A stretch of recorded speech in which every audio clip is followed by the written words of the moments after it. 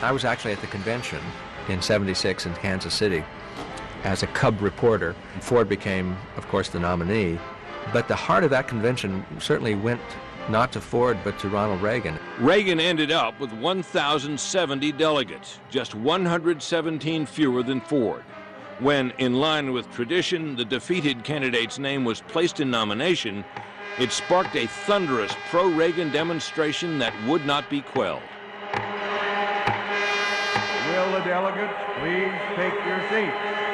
We have two more speakers for Governor Reagan. We need to get on with the business of this convention. The next night, Reagan got another surprise. Everybody in this great auditorium tonight, we're all tremendously pleased and honored to have Ron Reagan and Nancy Reagan come down. I would be honored on your behalf to ask my good friend, Governor Reagan, to say a few words at this time.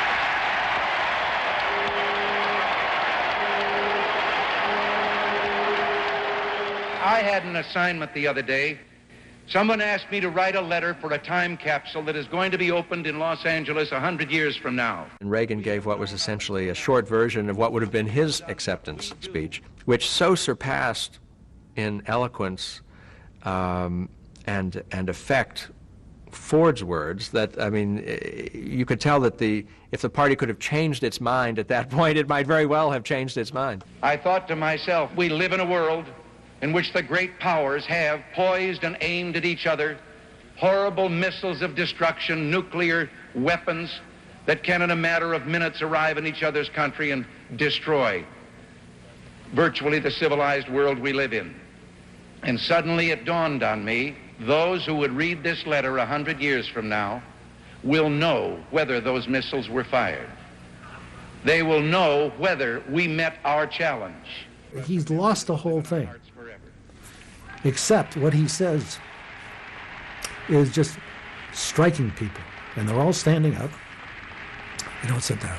We must go forth from here united, determined that what a great general said a few years ago is true. There is no substitute for victory. Mr. President.